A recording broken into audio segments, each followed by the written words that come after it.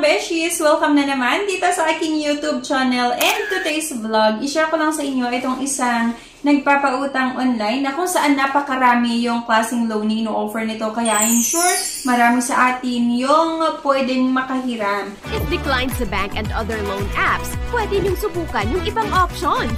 See the links sa description at sa comment section below. Click the link and apply. Disclaimer, try or apply at your own risk. So, dito nga kasi mga beshies, meron itong ino-offer na personal loan, business loans, appliance loan, salary loan, e-commerce loan, collateral loan, at meron nga din pong light loan. Pero ngayon mga beshies, mag-focus lang tayo sa personal loan, sa salary loan, at itong light loans. Kasi I'm sure mas marami talaga sa atin yung naghahanap ng pwedeng mautangan ng pera. Pagdating din naman kasi sa appliances loan, nandyan si Home Credit, nandyan ang Kasyalo. So, ang i-share ko lang sa inyo na product ng Vidalia Lending or yung klaseng loan na ino-offer ng Vidalia Lending ay yung tipong pwede nga tayong makahiram ng pera. Apply online in just few minutes. Meron itong 3 to 12 months na terms, fixed regular payments, at wala nga din po itong hidden charges. Pwede kayong umutang dito para i-pay off yung ating credit cards or sa mga gustong mag-house improvement or para i-consolidate din yung ating utang or to cover major expenses, pay for personal expenses, pwede nating subukan itong Vidalia Lending. Lower rates, quick and easy, no prepayment penalty at secure progress. Napakabilis din mga beshi ko ha, yung pag-uutang natin dito kasi mag-apply nga lang po tayo online, download lang natin yung app nitong Vidalia Lending na pwede nyong i-search sa Google Play Store. And once na download nyo, sign in to Vidalia Lending website to register and fill in all necessary information. Number 2, credit assessment. We validate your information, conduct a phone interview, and handle document submission via online channel. At number 3 nga po, once na na-aprobahan nga yung ating loan application, get your loan check at our office from Monday to Friday. Pwede po kayong pumunta sa office nga po ng Vidalia Lending. Make repayment, syempre, make sure to fund your issued post-dated check before the due date. So, dito nga sa personal loan na ino-offer ng Vidalia Lending, pwede tayong makahiram ng 100,000 pesos and get your money in as little as 2 to 5 days. May terms po ito na 3 months hanggang 12 months. Enjoy competitive interest rates and no hidden fees. Easily pay your loan through a post-dated check. At dito naman sa salary loan, halos same lang din naman. Pay for your expenses installment with a salary loan. Sa salary loan nga din po ng Vidalia Lending, meron itong loan terms na 3 months hanggang 12 months pa rin. So, ang maganda dito mga beshies, halimbawa gusto mong umutang ng 20,000 or 100,000 pesos, slide lang left or right kung magkano yung gusto mong amount at mamili nga din po tayo kung ilang buwan natin gustong bayaran. So, merong 3 months, 4 months, hanggang 12 months nga po. At makikita mo yung monthly amortization or yung possible na monthly amortization. Sa salary loan nga po, pwede kayong makautang ng 20,000 hanggang 100,000 pesos. Merong payment terms na 3 months hanggang 12 months. Interest rate po nagra-range ng 6% per month at meron nga po itong processing fee, maximum annual percentage rate, payment option, post-dated check, or PDC. Ito nga po yung eligibility criteria para makahiram tayo or makapag-avail ng salary loan sa Vidalia Lending. Dapat po yung edad natin ay 21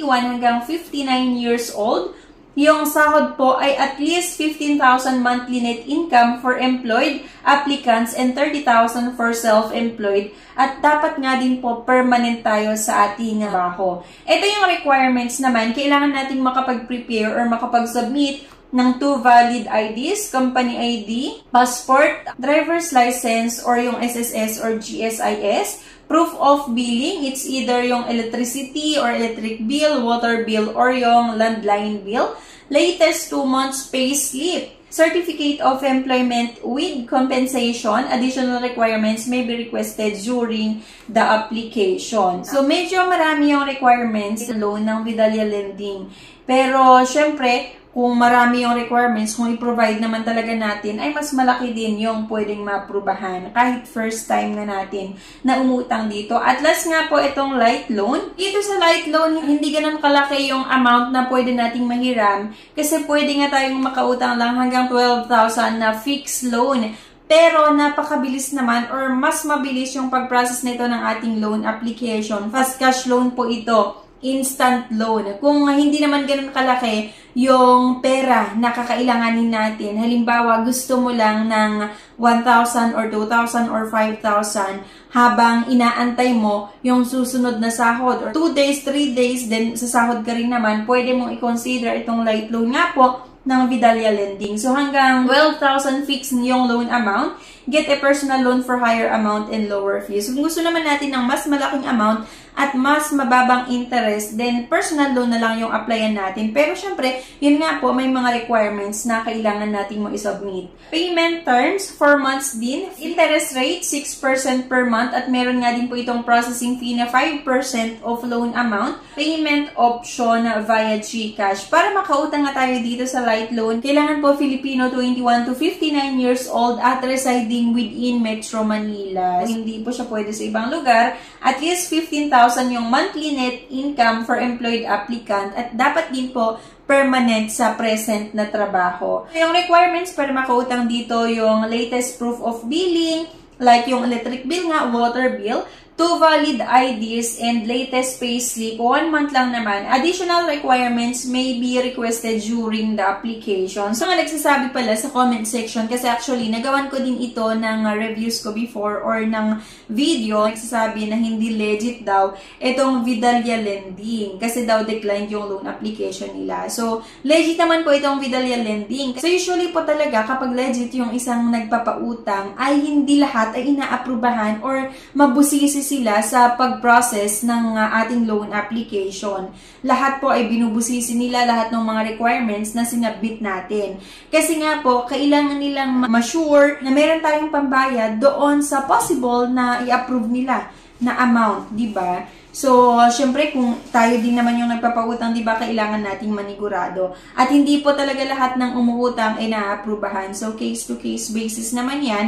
Nakadepende pa rin talaga sa nagpapautang or sa bangko, sa mga lending, sa evaluation nila, kung qualified ba tayo na umutang. Kasi minsan, kahit naman doon sa eligibility criteria and qualifications ay okay naman, nakapag-submit din naman tayo ng mga requirements, pero meron pa rin po silang kino-consider na nagiging basehan nila kung i-approve ba nila ang ating loan application. So, for example, nagtatrabaho ka sa Makati, pero nanggagaling ka sa Bulacan, everyday ka na nagko-commute. Then, ang sahod mo ay nasa 10,000 or 15,000. Isipin po nung lending or yung mga bangko na susubukan natin na utangan na magkano kaya yung possible na pamasahin ito araw-araw at magkano kaya yung pangkain niya. Tapos nilagay mo pa doon sa form or sa application form na meron kang sinusuportahan or meron kang dependent. So, isipin ni bangko, kung meron itong dependent, nagbigay siya ng ganitong amount, ganito din yung daily expenses niya, magkano na lang yung natitira. At kung sa tingin nila